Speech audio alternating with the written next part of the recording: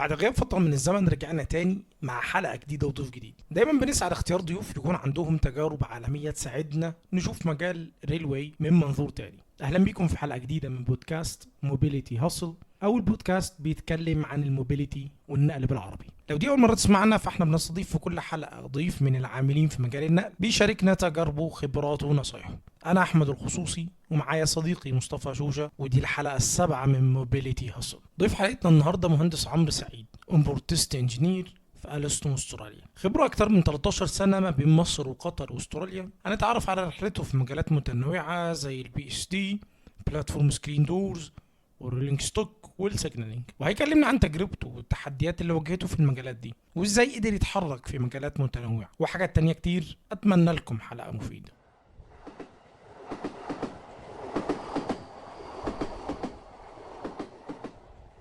طيب احنا كده بدأنا ريكورد. هندسة عمرو منورنا. ومنور الحضور الكريم من جمهورية، لا مش من جمهورية، من قارة استراليا الشقيقة. آه عمدة المصريين في استراليا. ان شاء الله. لا مش قوي كده. هندسة عمرو، يعني حابين اقول يعني حضرتك تعرف نفسك للناس وتعدي معانا سريعا على اهم المراحل اللي عدت بيها في حياتك للحظة اللي احنا فيها دلوقتي. طيب بسم الله. الأول أنا بشكرك، أحمد، بشكرك يا مصطفى. يعني مع حفظ الألقاب طبعا تخلي الدنيا كده إيه، بسيطة ما بيننا يعني. ربنا يكرمكم. الحقيقة الواحد بصراحة بيبقى يعني بيبقى مبسوط إن هو بيشارك مع الناس خبرته حتى لو كانت بسيطة. يعني حتى من باب خير الناس ينفعهم للناس، ومن باب ولا تنسوا الفضل بينكم. يعني الواحد لو وصل لحاجة لو كانت بسيطة فما كانش هيوصل لها بدون مساعدة الناس. في الحقيقة يعني مجهود الواحد آه، اقل من ان هو يوصل واحد فالحمد لله يعني. فانا بشكرك احمد، بشكرك مصطفى على على الاستضافه اللطيفه ديت. هو سريع. أنا عمرو سعيد، خريج هندسه اسكندريه قسم ميكانيكا دفعه 2009. بدات حياتي المهنيه يمكن قبل ما اتخرج. انا والدي اصلا يعني شغال في المصاعد بقاله فتره، فانا كنت في فتره الصيف بقى بنزل في الصيانه، في التشغيل، في التركيب. فلما خلصت الجامعه كانت عندي خبره كويسه بمجال المصاعد، وكنت شايف نفسي بقى ان انا ايه، هعمل شركه وكده. وفعلا يعني بعد سنه او حاجه زي كده عملت منشاه فرديه خاصه بي انا، وبدات اخد شغل والدنيا بدات تمشي معايا في مجال المصاعد. وبقيت حتى اخد شغل من الجهات الحكوميه، من جامعه اسكندريه، وانا كنت بحب الشغل مع الحكومه جدا. على قد ما فلوسهم كانت بتتاخر، على قد ما هم كانوا ناس يعني الى حد ما في التعامل المادي محترمين، في الحفاظ على المنتج كانوا كويسين جدا. آه، استمريت في القصه ديت لحد 2014، ويقدر ربنا ان انا اسيب مصر خالص واسيب مجال المصاعد واتجه سافرت السودان سنتين ونص. انا مش ذاكر ديت يمكن في لينكد ان انا اشتغلت في مصنع سنتين ونص تشغيل وصيانه. لان يعني لما نيجي نتكلم على لينكد ان والسي في، مش كل اللي اشتغلته تكتبه. في حاجات بتندمج وفي حاجات بتتظبط، يعني هيجي وقتها يعني. لكن المهم اشتغلت في السودان حوالي سنتين ونص، و... ولحظه كده ادركت ان المكان ده خلاص كده كويس عليه ومش هقدر اكمل فيه. فكانت نقلتي لقطر. انتقلت لقطر في اول 2017. ويمكن 2017 على قد النقله ما كانت كبيره، لكن كانت من اصعب السنين في حياتي بصراحه. يمكن في نص 2017 كان حصل المشاكل ما بين قطر ومصر وكذا، وكانت تاشيرات المصريين توقفت من وقتها، من 2017 حتى هذه اللحظه تاشيرات العمل. وانا بالنسبه لي ما كانتش اقامتي طلعت، فقعدت سنه تقريبا بدون اقامه، والشغل كان ضعيف جدا يعني. كانت سنه تقيله جدا. لكن في خلال السنه دي اشتغلت فتره في مجال التكييف المركزي والانستليشن بتاعه. وانا اصلا كان مشروع التخرج بتاعي كان تكييف. فكنت ملمس قوي معاه وكنت حابب ان انا يعني اكمل فيه. لظرف ما كملتش في مجال التكييف، وبدات ادور على شغل تاني. شغل تاني لغايه ما ربنا كرم بيه فرصه الالتحاق بالريلوي عن طريق بوابه البلاتفورم سكرين دورز. ده اول شغل. وعلى قد ما البلاتفورم سكرين دورز مش سب سيستم كبير زي السيجنالينج وزي الرولينج ستوك وزي الكوميونيكيشن والكلام ده كله، لكن كانت بعتز جدا بالسب سيستم دوت، لانه كان بدايه بالنسبه لي في مجال الريلوي. ومن بدايه بقى البي سي دي انتقلت في مجال الريلوي في من سب سيستم تاني لسب سيستم تالت. آه، مش عارف يعني. كان دخلتي في الريلوي كانت مش معتاده قوي. انا كنت بدور على شغل ساعتها، وما كانش في دماغي الريلوي اصلا ان انا هشتغل في مجال الريلوي. ما اعرفش عنه حاجه، ما اشتغلتوش قبل كده يعني ولا اي حاجه. انا كنت بدور على مجال تاني يعني شركه تانيه في التكييف، في الفاير فايتنج المعتاد اللي مهندسين زمايلنا شغالين فيه في دول الخليج يعني. لكن شعر ان زي ما بيقولوا كده ايه، صاحب الجدع رزق والمدير الجدع رزق.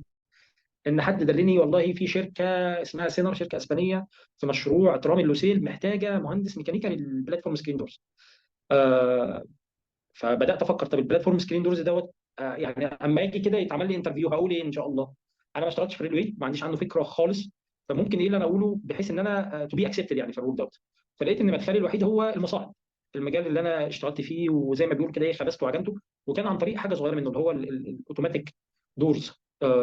يعني يمكن نفس الميثودولوجي ونفس السيكونس بتاع الفتح والقفل، وفي تفاصيل كتيره مشتركه ما بين الاوتوماتيك دورز في المصاعد والبلاتفورم سكرين دورز في الريلوي. فحتى لما كانت بتعمل انترفيو تعرف اشتغلت في ريلوي، لا ما اشتغلتش في ريلوي، لكن عندي خبره كويسه جدا بالبلاتفورم سكرين مع اني ما اشتغلتش فيها اصلا، يعني نفسها ما اشتغلتش فيها. بس انت في الاخر انت بتدور على قشايه، بتدور على مدخل، بتدور على حاجه ان انت تنط في المكان ده، واخد بالك. حتى هو كان يمكن تمبرري رولز، تمبرري رول اللي هو مدته بس 6 شهور. فاللي هو انا بالنسبه لي انا محتاج اخش. مجرد ما دخلت كده عارف اللي هو ايه، دخلت كده في المجال وربنا كرم واكسبتد وهتشتغل معاه، وكده كده هو 6 شهور، فمش محتاجين حد بقى يعني سينيور وجامد جدا في الريلوي. فساعات الحاجات الصغيره دي بتبقى بدايات لحاجات احسن. فبدات في البلاتفورم سكرين دورز، مجال انا حابه وغريب عليا، وبشتغل في شركه انترناشونال. فالشغل في البلاتفورم سكرين دورز ابتديت بقى اشوف. انا ما ببدا، انا ليا مبدا كده ان انا ما ببداش الايه، ما بخترعش العجله، ما ببداش من الصفر. اللي هو اصلا في 8 محطات شغالين فيهم وكانوا خلصوا 3 قبل كده، فانا هكمل 5 لمده 6 شهور. طيب خلاص الريبورتات المهندسين اللي قبل كانت عامله ازاي؟ فبدات اعتمد عليها. المهندس ده انا كنت دوري ايه بقى؟ ان انا بعمل السوبرفيجن للانستليشن بتاع البلاتفورم سكرين دورز من اي تو زد، من اول يعني الكنترول بانل للبيبان للتركيبات بتاعته للتستات. فدور الانستليشن والتستنج كوميشن في البلاتفورم سكرين دور من، عايز اقول لك من اول ما كانوا يعني عارف اللي هو الستيل ستراكشر بتاع البلاتفورم سكرين من اول اللحظه دي. ودي كانت حاجه فارقه معايا عشان تشهد حاجه من الاول. اللايف سايكل بروجكت من اول لاخر دي حاجه فيها الاهميه. مهما قريت عنها يعني انا طبعا دخلت وقريت البروجكت وقريت. انا ظني وفي تقديري ان القرايه مهمه جدا جدا جدا، لكن تشكل مثلا 20% من خبرتك في المجال. لكن الواقع العملي يعني بيحطك في مكانه ثانيه خالص. فمجرد ما نزلت واعتمدت على ريبورتات زمايلي، اعتمدت على مديري، اعتمدت على اصحابي، اعتمدت على شغل الناس اللي قبلي، اعتمدت على تعاون الناس. ودي يمكن حاجه فارقه ما بين العمل في شركه انترناشونال والعمل في اي شركه ثانيه.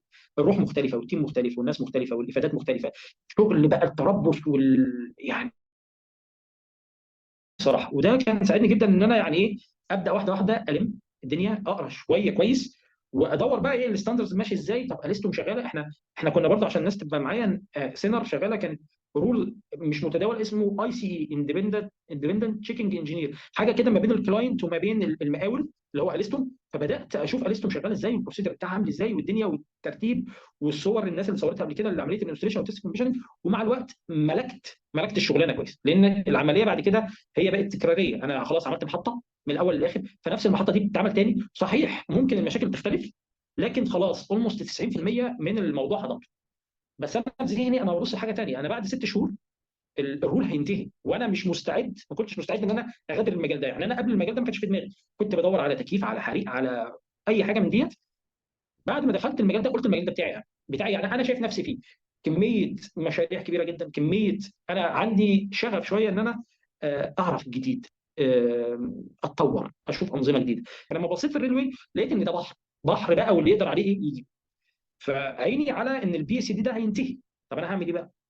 من الحاجات اللي اعتمدت عليها وكانت فرص سبحان الله ربنا بيقدر يعني، ان هم محتاجين حد. احنا دلوقتي بنشتغل في البلاتفورم سكرين دورز ومنتظرين الرولينج ستوك يوصل كويس. احنا بالمناسبه كنا شغالين في البرودكت بتاع اسمه سيتاديز 305.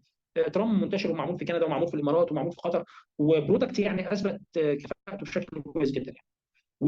واليستون هتورد حوالي 28 ترام، وبيدوروا على رولينج ستوك انجينير. انا في الفتره بتاعت البلاتفورم سكرين دورز انا عارف ان نهايتي قربت في البلاتفورم سكرين دورز. هيقول لك خلاص احنا السب سيستم انتهى، متشكرين خلاص، مش محتاج حقك يا باشا. بس انا حقي ان انا اغوص بقى.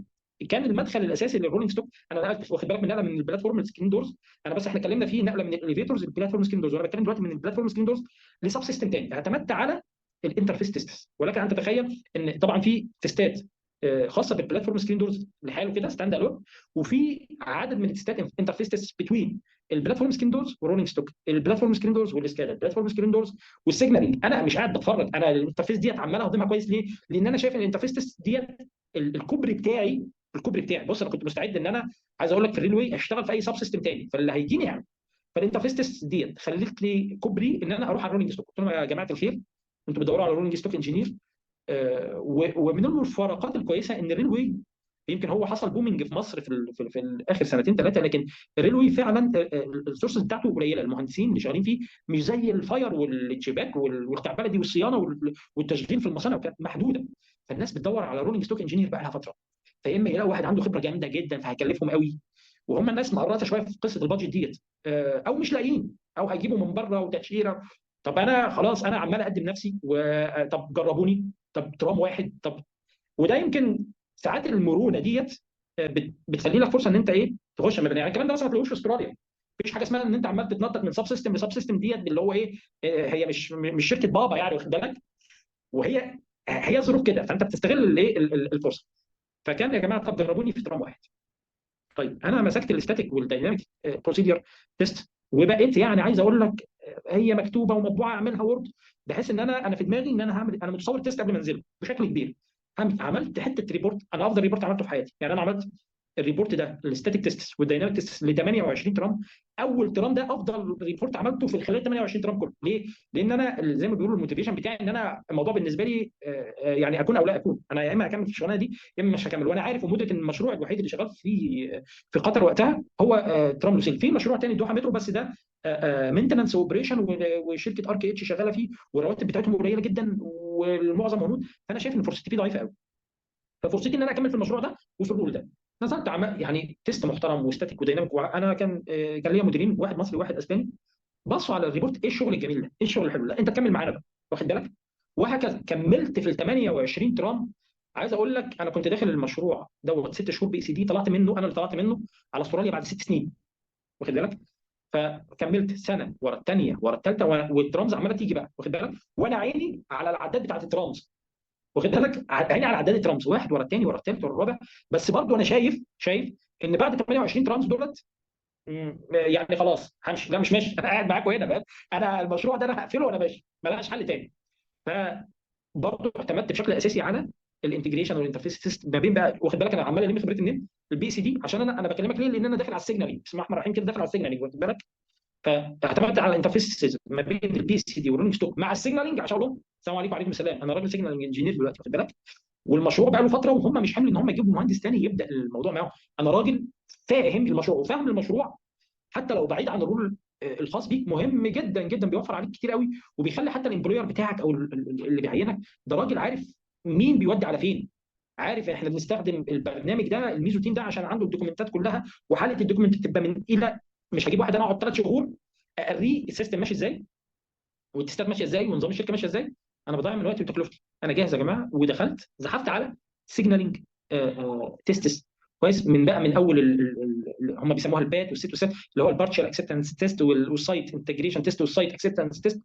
وبقيت اتنقل من تيست للثاني للثالث للرابع.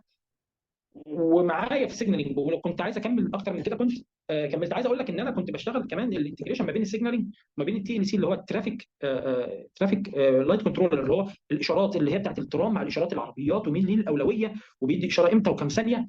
انا يعني من الحاجات اللي خلت مصر آه، يعني علمتني ان انا اكون مرن لاقصى درجه. انت بتشوف في مصر اللي انت مش بتشوفه في اي حته تانيه خالص. يعني حتى لما كنت بشتغل في مصر في مجال الاليفيتور باشا، انا كنت ببدا من اول بسم الله الرحمن الرحيم البيدنج والتندرز لحد ما اقفل المشروع بتاع المصاعد. ف يعني لو تسمح باختصار، ومش بهدف النقد قد ما هو بهدف، او يعني يكون نقد بناء مش هدام، تتمنى ايه اللي يكون موجود في مصر، او ايه الاختلافات الرئيسيه الموجوده في ثقافه العمل ما بين مصر وما بين حتى السودان وقطر كوطن عربي، ويمكن المكان اللي ما شاء الله حضرتك فيه دلوقتي؟ ايه الحاجات اللي تتمنى انها تكون موجوده؟ لان انا واحمد يمكن بيهمنا الموضوع ده، اكيد برضه حضرتك بيهمك الموضوع ده، ان احنا نعدل بيئه العمل والثقافه العامه الموجوده في مصر. لان احنا ملاحظين للاسف الشديد مهما كان الناس متعلمه، مهما كان الدرجه الاقتصاديه كانت عاليه، ففي النهايه برضه في بعض الحاجات اللي اكيد طبعا احنا متفقين ان احنا مش هينفع نلغيها بصوره كامله، لكن على قد ما نقدر نعمل يعني تقليص ليها. فايه وجهه نظر حضرتك في الموضوع ده؟ بص والله يا صديقي، بيئه العمل طبعا في مصر ولا يخفى عليكم يعني في منتهى الصعوبه. آه، اللي بيصعب الدنيا في مصر بشكل كبير بصراحه الناس. يعني الناس. هقول لك على حاجه، يعني مثلا في فرق كبير ما بين خلينا نتكلم على استراليا ومصر مثلا. كويس. قصه المساواه مثلا. انا لو عايز اقول لك، انا راجل لسه بقالي 3 شهور في استراليا في ارسطو. لو مديري غلط معايا غلطه، مش كعمر، انا بقول لك مع واحد مستجد و... واتحكمنا، هيتحكم عليه لو هو غلطان. واخد بالك فكره ان انت مش خايف ان مديرك يجي عليك او يقرصك او يزنبقك زي ما بيقولوا. في حاجات اكيد بتحصل كده، في حاجات احنا مش بنتكلم عن مدينه ملائكيه يعني، لكن انا بكلمك بشكل عام.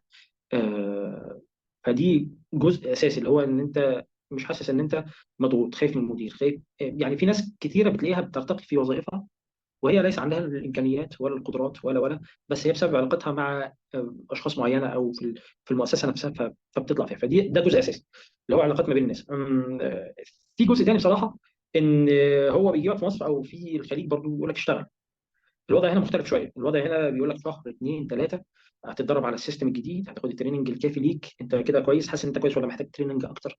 الدنيا يعني، فاللي هو مش بياخدك من الدار للنار زي ما بيقولوا، لا، فبيصبر عليك وبيدي لك التريننج اللازم ليك، وبيشوف مش بشكل ان هو بيحاكمك ان انت كواليفايد ولا لا. انا لو مش كواليفايد من الاول انت ما كنتش جبتني، بس انا في الاخر هو مدرك ان انا محتاج تمرين او تدريب او تعرف على سيستم عشان اقدر انتجه. آه، الجزئيه الثانيه ان انت قصه الطموح، انت بتلاقي في مصر او ممكن في الخليج كمان ان انت سقفك مش هتتحرك من كده. هتفضل تيست انجينير لسنه 2 3 5. طب انا عايز ابقى مانجر، مش سهله. هنا ممكن تكون فرصتها اعلى بكتير، واخد بالك.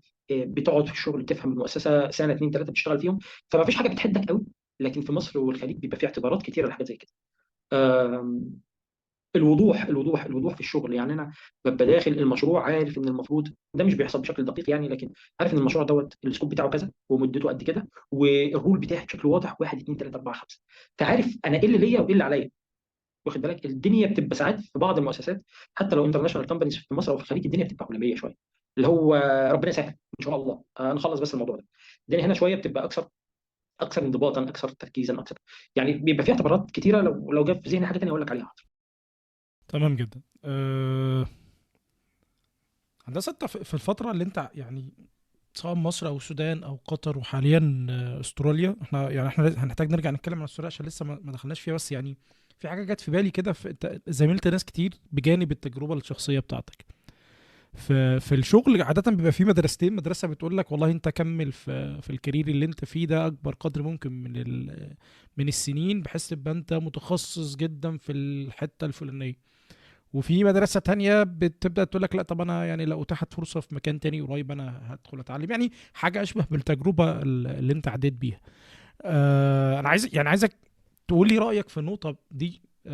هل لو انا كاحمد مثلا الصبح اتاحت لي فرصة في كارير قريب مني بنفس الآلية، مثلا انا رولينج ستوك او مينتنس قريب مني، فدخلت في تستات فجات لي فرصة فدخلت، هل ده شيء احسن حاجه، ولا انت زميلت ناس كانت التجربه او المدرسه الاولى هي الافضل؟ انا عارف ان كل واحد له تجربته له او وضعه مختلف عن التاني، بس انا حابب اعرف وجهه نظرك في النقطه دي. حاضر. انا طبعا مريت بتجربه ان اللي بنتقل فيه من سب سيستم للتاني، من بي سي دي رولينج ستوك لسيجنالينج لانتجريشن. فمش هحكي فيها تاني، لكن انا عايز اقول لك على حاجه تانيه. انا مثلا وانا بدور على شغل، انا خلاص الحمد لله ربنا كرمني بي ار وانا لسه في قطر، وعايز اتحرك للسعوديه، وانا معايا عيله، والمصاريف هنا عاليه جدا والتاكسز فظيعه يعني كبيره قوي. فانا صعب جدا اروح وادور على شغل، فانا بدور على شغل من بره. فانا من ضمن الانترفيوز اللي انا عملتها، عملت انترفيو في سيدني واكسبتد، والناس كانت بتتحايل عليا، بس فين؟ في الاسكادا. لدرجه ان انا بقول للراجل انا راجل في الاسكادا، هو ليه خدني في الاسكادا؟ لان انا اعتمدت على شغلي في الانتجريشن ما بين الاسكادا والبي سي دي، الاسكادا والرولينج ستوك، الاسكادا والسيجنال. قلت له باشا انت عايز حد في الاسكادا، آه، يعني تسطح في الاسكادا كويس قوي في الاسكادا، انا مش هاخدك واعلمك. انا بقول له كده ليه؟ لان انا عندي الرولينج ستوك، واللي انا عايز اكمل فيه، اللي انا عايز اركز فيه، عايز اديفلوب ماي سيلف فيه كويس. فاللي هو لا، ساعتها قلت لا الاسكادا، مع ان الاسكادا انا فاكر ان الراتب بتاع الاسكادا كان يمكن اعلى، وفي سيدني اعلى من الراتب في رولينج ستوك في بيرث. بس لقيت ان انا هشتت نفسي شويتين، اللي هو طب بترسى على حد. انت لما تيجي تتكلم معايا هقول لك بي سي دي ولا سكادا ولا رول ستوك، هلاقي دمي تفرق ما بين القبائل. وانا بحب دايما القول المأثور اللي هو ملتفت لا يصل. يعني انت كل شويه عمال تتلفت يمين وشمال يمين وشمال. ما تقعد يا عم في مكان، خد خبرته 4 5 سنين لغايه ما تتمكن منه. حبيت تكمل فيه اهلا وسهلا، ما حبيتش غير. بس مش كل شويه تغير. فانا في اللحظه دي لا، اخترت ان انا اكمل فيه مجال الرولينج ستوك، لان انا حاسس ان انا هيبقى لا محتاج فيه شويه بقى سنين كويسه. ممكن اتدرج فيه لغايه ما اوصل للبروجكت مانجر فيه واخد بالك. لكن في ظروف اخرى كنت بختار، او يعني الظرف لان ان انا بنتقل من سب سيستم لتاني. فانا عايز اقول لك ان هي على حسب الظروف. لكن لو الظروف متاحه بالنسبه لك وانت حاسس ان انت ممكن تبقى في السيجنالينج او في السكادا او في ايا كان سب سيستم، وعندك فرصه ان انت تقعد وهتقعد في المكان ده سنه واثنين وثلاثه واربعه وترتقي فيه، لا كمل فيه. ما لقيتش خلاص يا باشا، اللي اي حد في الريلو يشتغل لغايه ما تجيلك الفرصه دي، واخد بالك. بس انا بفضل ان انت تركز في حاجه وتجيب البيك بتاعتها. توصل كده برنس بروجكت مانجر كده في رولينج ستوك، وتيجي لحظتها تقول لهم والله بصوا انا مش بروجكت مانجر، انا بروجكت مانجر للمشروع ده كله، لان انا عندي خبره شويه في السيجنالينج. فالتركيز انا بفضله لو اتيحت لك الفرصه. لم تتح خلاص انت زي ما بيقولوا ايه، اشتغل عشان ايه مش هتعيش واخد بالك. يعني عشان الفرص، مش فما تفرطش في الفرصه بسهوله، لكن ارتقي في المكان او في المجال اللي انت ممكن شايف نفسك فيه كويس يعني. تمام يا هندسه. احنا انا واحمد دلوقتي، اكيد انت حضرتك لاحظت بنحاول على قد ما نقدر ان احنا نتناقش مع حضرتك في الموضوع بتاع الكارير جيرني بتاعك، الرحله العمليه. يعني خلينا نتناقش عن استراليا بالتحديد، بلد رانكد في العالم نوعا ما في مجال او في الناحيه العلميه، في الناحيه الاقتصاديه وما الى اخره، فممكن ناخدها از ريفرنس يعني او كمرجع. ايه التحديات اللي قابلتك كراجل مصري او كراجل عربي وانت بتشتغل بره في بلد اجنبيه؟ وعايز اركز مع حضرتك في فكره ان انت او احنا عامه في مصر، ويمكن في الوطن العربي يمكن بدا الموضوع ده يتلاشى شويه، ويبدا في بعض الدول زي السعوديه والامارات ان يبقى في دراسه واديوكيشنال باك جراوند سكه حديد. فعايز حضرتك تركز معانا في الموضوع ده. هل قابلتك صعوبه في الحته ديت ان انت ما درستش سكه حديد في مصر، ولا الفكر بره تعالى انت بتعرف تعمل ايه وهنطلع منك ايه وهنعرف نستفيد منك ايه وما الى اخره من الحاجات دي؟ فهل ده موجود ولا ده موجود يعني؟ بعد اذنك تتكلم معانا اكتر في الموضوع ده. بص يا سيدي، هي طبعا استراليا يعني واخده صيت وعندها كميه مشاريع في الريلوي يعني لا تنتهي. كويس. ومع ذلك انا التيم بتاعي 10. عايز اقول لك ان فيهم ناس حكايتهم على الله، واخد بالك. حكايتهم على الله يعني لا درس ولا اشتغل وحكم القاصر ان هو لا يعني متواضع قوي قوي قوي. احنا على فكره احنا جامدين جدا والله، احنا جامدين جدا جدا يعني. يعني احنا والله يعني هي ولا اعتزاز بالعرق ولا بالبلد ولا. بس انت لما بتيجي انت بيبقى عندك حافز. انا شغال في فريق في الماني وفي صيني وفي تايواني وفي استرالي وفي الدافعيه ما اعرفش عندنا مختلفه. القدره على التعلم والاستيعاب والتطور يعني فوق اللي هو انا بشتغل اللي هو يقول واحده واحده، انت مستعجل على ايه؟ كله هيجي. ماشي دي نظريه ودي ثقافه ودي، لكن عايز اقول لك ان احنا للاسف من كتر ما احنا محطوطين في زونه معينه شايفين ان احنا اقل من ناس كتيره، مع ان في الحقيقه اللي خبرتي المتواضعه وشفت في ناس كتير قوي. وعايز اقول لك بروجكت مانجرز حكايتهم على الله. يعني انت وصلت ازاي هنا يا كابتن؟ نصيب. بس احنا مش اقل من الناس، مش اقل من الناس. بنحتاج بس، او انا يعني انا بحاول دلوقتي ان انا احسن من قدرتي في الكوميونيكيشن شويه. لان احنا التيم بتاعنا مختلف يعني فعلا يعني خليط من شرقها لغربها. بقول لك الماني مع استرالي مع صيني مع تايواني مع سريلانكي مع استرالي. فاللي هو التواصل محتاج يعني يكون بالنسبه لي يتحسن اكتر من كده. ممكن مع الوقت هتيجي ان شاء الله، لكن برضه في فجوه ثقافيه كبيره جدا ما بيننا وبين يعني. عايز اقول لك ان احنا والله تاني مش حتى في مجال الشغل، احنا ناس نظيفه جدا جدا جدا. يعني ده مش طبعا العموم، بس يعني بشكل يعني ايه، بشكل مبدئي كده احنا نضاف جدا في الشخصيه، نضاف جدا في التعامل، ناس راقيه جدا. نظرا لاحتكاكي بمختلف الجنسيات. فاحنا مش اقل من الناس كلها، لكن احنا محتاجين ان احنا الناس تعرفنا، نظهر امكانياتنا، يبقى عندنا ثقه في نفسنا اكبر من كده بكتير. بيبقى مش عارف حاجه وبيخش يتكلم وبيهبد وماشي الدنيا بتعدي وكله بينسى. احنا محتاجين ان احنا نتكلم بثقه. انا ممكن انا بقول لك كده وانا لسه ما عنديش الثقه الكافيه ان انا اعمل اللي انا بقوله دوت، لكن انا بقول لك انا بوصف الواقع بغض النظر عن موقف. دي جزئيه اللي هو الجزء امكانياتنا عاليه، ممكن محتاجين نحسن من الكوميونيكيشنز بتاعتنا كويسه. نفهم دماغ الناس ثقافتهم. آه، في حاجات بتبقى شويه عارف بقى احنا مثلا ساعات بيبقى في الشغل بنتنمر على الناس عادي. يعني ولا يعني ايه، ولا عارف ولا استثني نفسي يعني اللي هو احنا بنتنمر على مديري بقى عادي. الكلام ده مش موجود قوي، واخد بالك. فانا عايز احسنه في نفسي يعني. اللي هو ريسبكت يا عم الناس مش كده، انت جبت راجل ارض مش كده. فعارف اللي هو الريسبكت بقى والانتجريتي والحاجات ديت حاجات لطيفه محتاجين نتعلمها، وانا محتاج اتعلمها واخد بالك. بالنسبه للاك اوف نولج، انا هقول لك انا نقلت منين.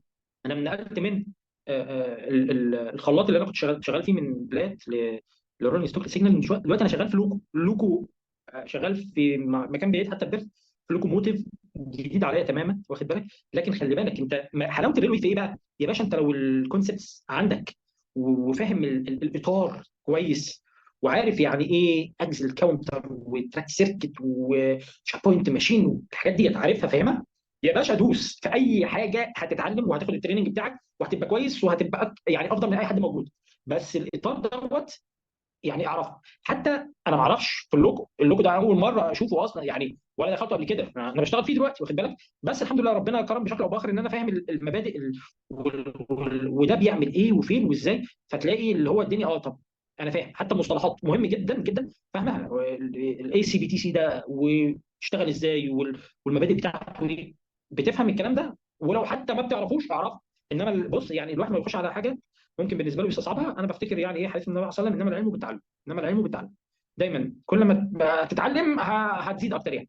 بس فاللاك اوف نولج ده مش شايفه مشكله بصراحه. انت بتيجي هنا في المكان هنا، انا بتكلم على مصر مش بتكلم على الخليج او مصر، ان انت بتاخد تريننج كافي عندك 3 شهور، بيجي لك تريننج. يعني انا مثلا انا خدت 4 تريننج ب4 اسسمنت كويسين والدنيا واضحه، وخدت الاسسمنت وعديته تمام تمام تمام، ولو ما كنتش عديت اسسمنت ماشي هيعيد لي التريننج وهعدي يعني واخد بالك.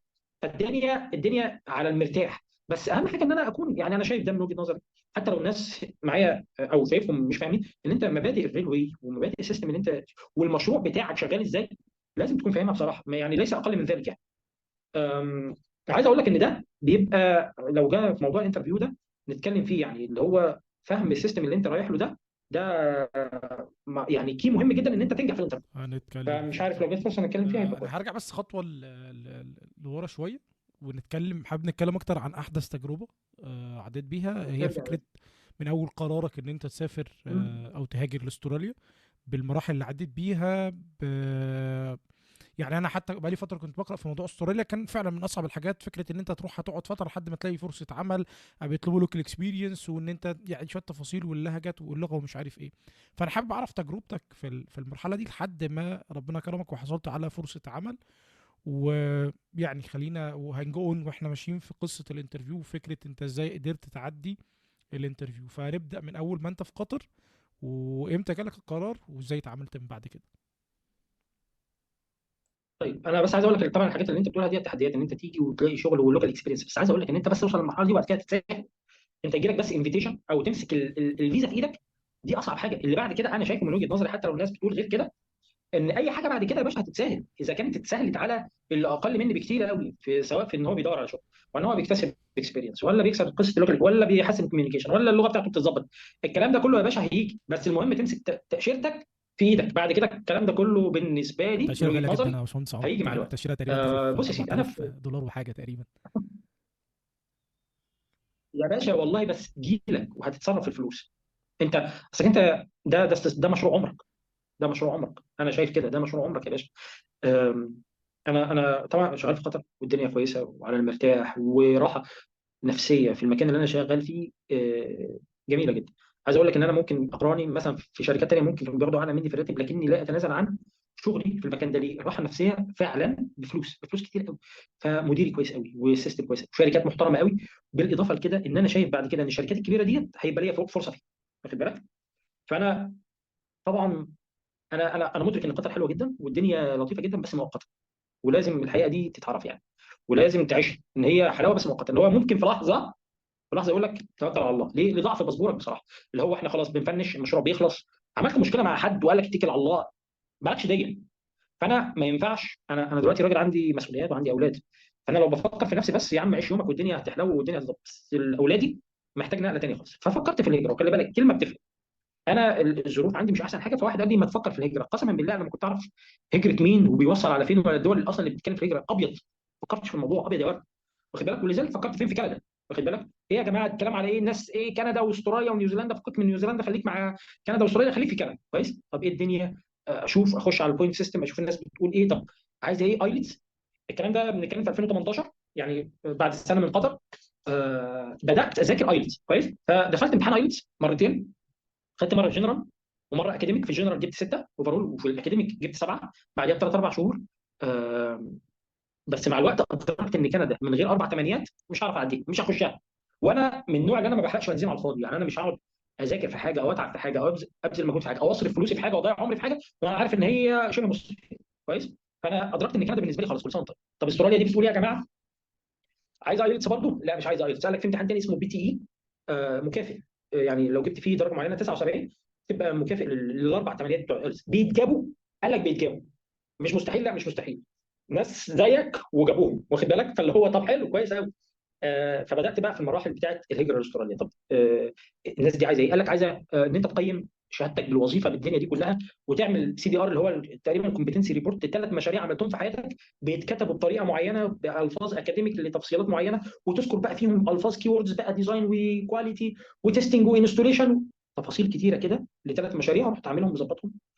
ومش مش لوحدي، الناس بتدعم يا باشا. تعالى، من الحاجات جدا المفتقده في الخليج وفي مصر الروح اللي انا بكلمك عليها دي، واخد بالك؟ اللي هو اهل الخير انا عايز اهاجر استراليا. طب انت فاهم مرحله انا بقيم شهادتي دلوقتي، طب تعالى جروب الواتساب نشوف حكايتك ايه، واخد بالك؟ الناس بتعمل كده لوجه الله. في سكه ثانيه بفلوس، يعني ناس بتراجع معاك السي دي ار بتاعك والريبورتات بتاعتك وبفلوس. ده موجود وده موجود. طب ايه؟ طب نراجع الريبورتات بتاعتك. طب الدنيا كويسه، قدمت اسبوع جالي تقييم ايجابي في الايه بالسنين بالخبره بتاعتي كويس قوي. طب البي تي اي، طب البي تي اي دوت مش موجود في قطر وموجود في تركيا. طب انا خلاص، انا بص انا هكمل في المشوار للاخر، هظبط نفسي واجيب تاشيره تركيا واسافر تركيا امتحن الامتحان ده كويس. لقيت برضو شباب واتساب وناس، وامتحان البي تي اي مش لازم تكون جامد جدا جدا في اللغه، بس دي طريقه معينه، دي تبس تريكس معينه وتخش وتظبط وتراجع. انا طبعا انا بختصر الكلام، يعني انا بتكلم كده الموضوع الجديد ده مثلا خد معايا 4 شهور. 4 شهور مذاكره من ابو جد، يعني واخد بالك اللي هو ايه 3 4 ساعات في اليوم بقى و5 ايام في الاسبوع مذاكره حاجات ثانويه عامه يعني. فيشاء ربنا ان مركز البي تي اي للبي تي اي ممثل ليهم يفتح في قطر قبل ما اسافر ايه تركيا. قلت حلو قوي. تعالى وانا داخل الامتحان ده في مدرستين، يا اما خده كده تريننج واول مره والضربه اللي مش عارف ما تموتكش الكلام ده كله، وفي يا اما حياه وموت. انا بالنسبه لي انا داخل اجيب الايه السكور. وعشان ربك كريم انا طلعت من الامتحان قلت انا مش جايب الايه، انا هنزل في بارت معين في الليسننج عن 79. ونمت على كده، انا طالع متعكنن. واحد صاحبي قال لي يا عم فكك تعالى ونروح نتغدى، رحنا وكلنا وتمام وروحت نمت. قمت لقيت النتيجه مبعوثه لي ان انا جايب 79 فوق ال 79، والبارت اللي انا خايف منه جايب فيه 79 بالظبط. 79 في بالظبط ديت من 90، لو كنت قلت بيم كنت نزلت 78، كنت خسرت النقط ال 20 نقطه اللي انا عايزهم. بس عشان ربنا بس بيقول ايه ان انت ايه يعني ايه، لولا يعني لطفي بيك ما كنتش عديت. فربنا كرم. الكلام ده فين؟ انا بتكلم دلوقتي 2019 تقييم شهاده مع امتحانين ايلتس، 2020 امتحان بي تي اي. ويجي بقى يشاء الايه ربنا ان الكورونا تيجي فالدنيا كلها تقفل في استراليا، تدبر المفتاح محدش هيقوم من البلد دي. قعدت منتظر من 2020 ل 2023. طبعا في الوقت دوت زوجتي برضو انا عايز نقط من اي حاجه. امتحان اسمه ناتي ترجمه، خدت منه 5 نقط. وزوجتي امتحنت خدت 5 نقط. فده على السكور بتاعي جدا كويس. عشان يشاء ربنا ان في 1/4 1/4 ده كان 10 رمضان. يجي لي اقوم كده بعد صلاه الفجر ان جاي لي انفيتيشن من استراليا ان انا قدمت الملف بتاعي ومركون بقاله سنتين خلاص هيبقى اكسباير، يا عارف واخد بالك ان انا انفيتيشن ان انا بالنقط بتاعتي ديت مقبول. حياك تعالى. قدمت ورقي وجالي قبول في 6 اكتوبر. 6 يعني عارف انتصارين كده كبار يعني، 10 رمضان و6 اكتوبر. ف 6 10 2023 جالي ايه خلاص انت مبروك عليك خد ال او يعني العكس حصل، يعني التاشيره بتاعتك وتعالى. فالحمد لله مسكت التاشيره قامه دايما اللي هي تاشيره 189. وقلت خلاص امشي بقى اروح. طب انا الحمد لله شغلي شغال في قطر، بس انا مدرك برضه ان انا ايه يعني كل ما بدرت كل ما احسن، لان انا اسرتي معايا في قطر. وبصراحه ما فيش سيفنج خالص لان انا خلاص اسرتي كبيره شويه. فالدنيا خلاص مش ضابطه معايا من ناحيه. ما فيش حاجه هتخليني استنى في المكان، يعني لو انا قاعد بعمل سيفنج اقول لك ماشي، بس ما عملتش سيفنج والوقت بيعدي فلازم اتحرك. قعدت مثلا من شهر 4 2023 شهرين كده مريح الدنيا خالص، وقلت بقى ادور على شغل. بس ده كده ايه ده بارت الهجره كده يا باشا، كل سنه وانت طيب. في مرحله ثانيه من مرحله الايه معايا فيستي وبدور على شغل دلوقتي. فبدات بقى ايه اتجه للينكد ان كويس وسيك موقعين دولت واظبط السي في بتاعي. طيب انا دلوقتي بدات ادور على شغل. فطبعا انا ايه عندي تارجت دلوقتي ان انا عايز داخل بقى ايه بالغشوميه. بدور على ميكانيكال انجينير وفي استراليا وبيجي لي شايف عشرات الوظائف وبقدم اقدم اقدم اقدم. وضميري مستريح والدنيا كويسه خالص. لكن هو ايه الكلام بقى ما فيش حاجه بتجي، ما فيش انترفيو بيجي ولا اي حاجه. طب السي في بتاعي كويس. السي في بقى بتاعي بص انا بكلمك على مرحله تحسينات بقى. يعني مثلا بالنسبه للسي في انا عامل ورقتين واخد بالك. ما انا انا اكتر من ورقتين انا مش هقرا السي في بتاعي، السي في بتاعي نفسه انا مش هقراه، واخد بالك؟ فرحت عامل ورقتين ورحت قايل خبرتي 1 2 3 4، ورحت عامل بقى 3 4 سي فيات. ابتديت بقى اركز بقى اكتر بقى. واحد بقى ايه، مفيش حاجه اسمها ميكانيكال انجينير دي خالص، ولا ريلوي خالص، لا، واحد رولينج ستوك، واحد سيجنالينج، واحد انتجريشن، واخد بالك؟ انتجريشن انجينير في الريلوي، وواحد رولينج ستوك انجينير، وواحد سيجنالينج. ابتديت اركز بقى واشوف بص بقى انا بقيف الجوب ديسكريبشن اللي موجود قدامي على السي في بتاعي، واخد بالك؟ تعالى يا عم رولينج ستوك، انت عايز ايه؟ عايز ستاتيك هديلك، دايناميك هديلك، انا بحط كي وورد دلوقتي في السي في بتاعي. عايز كواليتي هديلك، عايز رامز هديلك، عايز سيفتي هديلك. وبقيت انت في كل حاجه خلي بالك، في كل تفصيله هتلاقي نفسك اشتغلتها بشكل او باخر. يعني مثلا هو بيقول لي رمز، انا فعليا ما اشتغلتش رمز، واخد بالك؟ بس طب انا لو ده جه دلوقتي قال لي اشتغلت رمز، اقول له يا عم ما الرمز ديت اصلك انا كنت شغال في ريليابيليتي، فانت المفروض مثلا المين، عارف انت بقى ايه؟ ابتديت اركز على الاختصارات. اللي هو كان عندي تيست في البي سي دي مثلا اسمه MTTR، اللي هو مين تايم تو ريبير، ومين تايم بتوين فيليرز، كويس؟ طب ما انا عملت التيست ده قبل كده في البي سي دي، ودوت بيخدم جزء الريليابيلتي، بيشوف المنتج بتاعي ريليابل ولا لا. الله، طب ما انا عارف اهو، انا عارف بس مش مدرك ان انا عارف، يعني واخد بالك؟ انا بفحر دلوقتي ورا الكلمات، الكي ووردز اللي انا حاططها وهقدم نفسي بيها. طب الافيلابيلتي، طب ما انا عندي في الافيلابيلتي في السيجنالينج ان انا كان عندي مش عارف والله الانترلوكينج، كان عندي ماستر وسليف، في بحيث ان انا افيلابيلتي. يبقى على طول افيلابل لو حصل حاجه في الماستر يخش السليف او. الله، طب ما انا عارف الدنيا دي. طب المينترابيلتي، طب ما هم بيستخدموا مش عارف برنامج اسمه ماتريكس ايه، بيظهر لك كل الفولتس بتاعت البتاع، وانا رجعت الريبورت ده قبل كده للبي سي دي ورولينج ستوك عشان اشوف التستات. لا السيفتي، طب ما انا عندي في السيفتي الكيس سيفتي بتاعت البي سي دي والرولينج ستوك انا مراجعها كويس، عشان اهم حاجه عندي في الشغل السيفتي والاوبريشن. الله، طب ما انا عارف الدنيا اهو، واخد بالك؟ انا بديك مثال ان احنا ساعات بنخاف من صح. كلمات بس هي اصلا موجوده. الراجل حاطط لي في الجوب ديسكريبشن يا باشا ديزاين، انا مش اشتغلتش ديزاين، بس انا لقيت نفسي اشتغلت في الاسبلت. طب ليه لا؟ ليه لا ما اقولوش اسبلت؟ وانا بس انت عارف انا عايز اوصل ليه؟ عايزه يكلمني، عايزه ينزل لي كده راجل لراجل، عايزه يجي لي في انترفيو. ده كل هدفي ان انا الفت بس انتباه. فبظبط السي في، ويا عم تعالى نتكلم وشوفني فاهم ولا لا. زي ما بقول لك الاسبلت، طب ما هو بيسمع في الديزاين. طب الكلاينت عملت معاه ايه؟ طب ما انا عندي في الريكوايرمنتس بتاعت الكلاينت بالنسبه للبي سي دي ورولينج ستوك، وشفت ريكوايرمنت فاليديشن وقارنتها يعني شفت ريكوايرمنت من الكلاينت، وشفت التست بروسيجر مغطيه ريكوايرمنت. انا عارف حاجات كتير، بس انا مش عارف ان انا، لان انا بيبقى كل تركيزنا ايه؟ انت دخلت عملت التست ولا لا؟ عملته اه. ده بس اللي انت عملته اه؟ غلطان غلطان. لا بص، هو عايز منك ايه؟ وقيف السي في، مش تقييف تلفيق يعني نص نص كده، ان انت عارف واشتغلت. وانت برضه اصلك انت مش طالب رامز انجينير يا باشا، انت طالب سيجنالينج انجينير، مظبوط. بس عارف رامز اديلك، عارف في الهازردز والريسك اديلك، واخد بالك؟ فانت تقييف السي في ده مهم جدا. دي جزئيه اتك عليها كويس، وما تكتبش كلام كتير يا باشا، خليك في كي ووردز. يعني انا كنت في موقع اسمه جوب سكان. في جوب سكان ده يا باشا بيعمل ايه؟ بيحط الجوب ديسكريبشن الوظيفه انت شايفها، ويحط السي في بتاعك ويشوف مدى مطابقتهم ماشي. لبعض، واخد بالك؟ ف... فانت بتشوف الجوب سكان ده بيطلع لك والله انت ريليتد للجوب ديت بنسبه 50%. ولو عايز تحسن يبقى انت عايز تتك على كي وورد 1 2 3 4 5 6. في طريقه لطيفه جدا انا اتبعتها، رحت عامل اشتراك في الجوب سكان دوت، وبيدي لك 1 ويك فري ترايل، رحت عامل 1 ويك فري ده، ورحت عامل وظيفه 2 3 4، فقريت البرنامج ده بيتك عليه، وبقيت اي جوب ديسكريبشن بشوفها بظبط السي في بتاعي على المرونه بتاعتها، واخد بالك؟ طبعا انا عندي سؤال يا عمرو، معلش. انت الفتره دي كنت يعني آه عرفت ان المشكله في السي في، يعني هي فكره ان انت تأيف السي في او تعمل كاستمايز السي في ده يعني من اهم الحاجات فعلا لما بنيجي نقدم على وظيفه. بس انت منين توقعت ان المشكله كانت عندك؟ او يعني احد الحلول اللي تقدر توصل بيها الانترفيو ان انت تحسن السي في؟ هقول لك، انا لما ببعت كتير لوظائف بيترد عليا رد اوتوماتيك ان انت وي ريجريت تو انفورم يو، متشكرين على الكلام ده ولا اه. راح.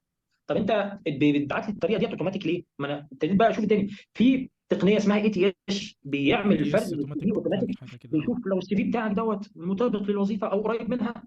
نشوف المرحله الثانيه ان الريكروتر يبص عليك، واخد بالك؟ تمام. فانا الهيلمان ده كله عشان الريكروتر يديني نظره حنان، تعالى يا باشا بص عليا، واخد بالك؟ زي ما انت قلت السي في ماشي. لوحده مش السي في لوحده مش كفايه، لكنه ركيزه اساسيه. حلو، ده طريق كده يا باشا لازم تركز فيه كويس. وانا بتكلم بشكل عام سواء بقى استراليا او غير استراليا، شوف الزبون عايز ايه وسمعه، واخد بالك؟ مظبوط. وانا بقول لك ليه؟ لان انا عارف ان احنا لو ربنا كرمنا بانترفيوز بشكل ما هنظبط الدنيا يعني. او ده اللي حصل معايا، يعني في انترفيو 2 3 4 دخلتهم وباص يا باشا وانا بختار، واخد بالك؟ بس من بعيد كده ما حدش هيبص لها. دي سكه مهمه جدا انا اشتغلت عليها. السكه الثانيه لينكد ان.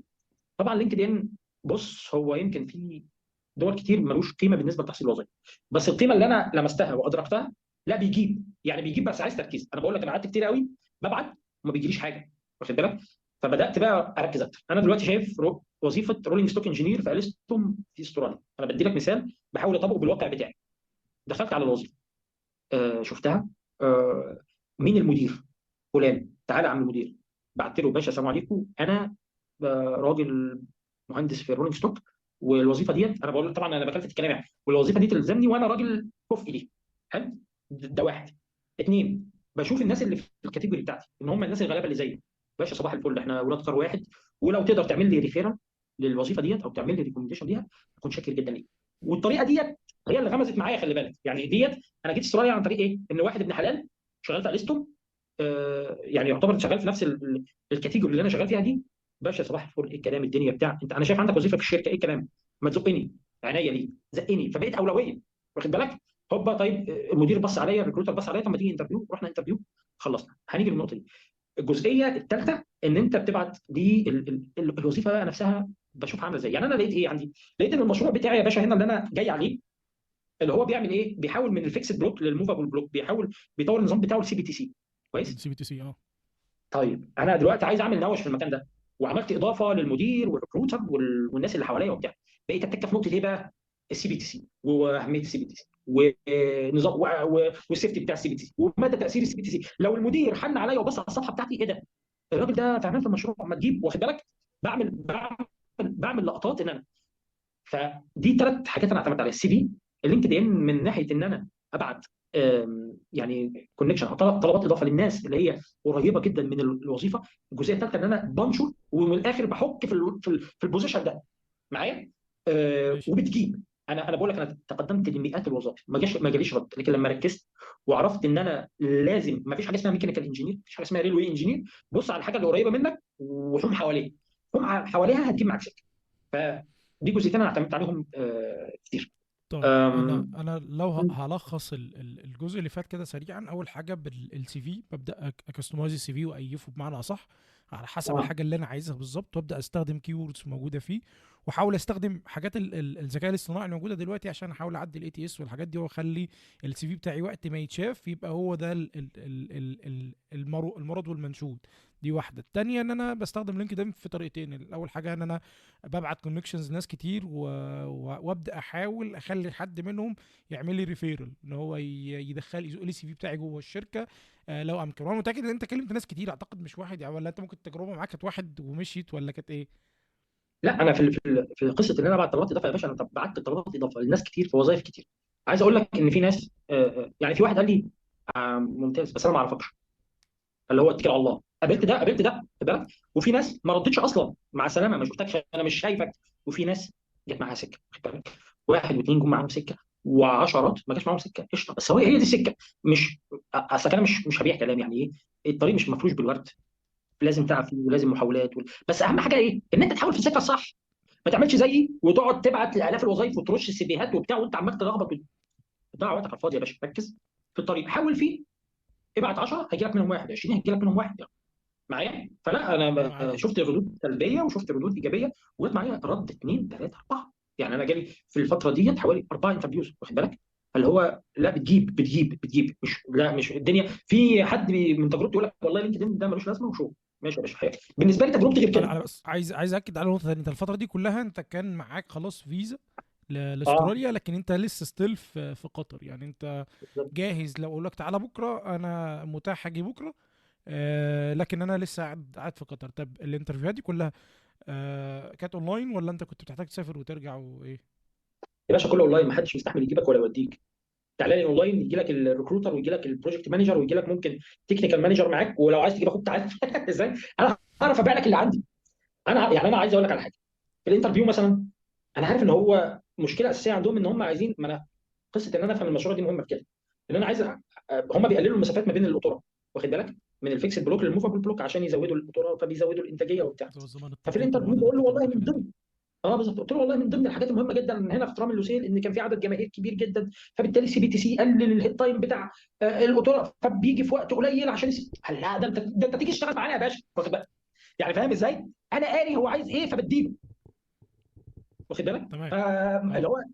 هو طب في اسئله طبعا بقى اللي هو ايه، طب انت مشكله، طب ايه، طب اقترحت يا باشا هدي لك اللي انت عايزه، اصبر. بس الكلام ده ما بيجيش اللي هو وقتي. انا محضر له، واخد بالك؟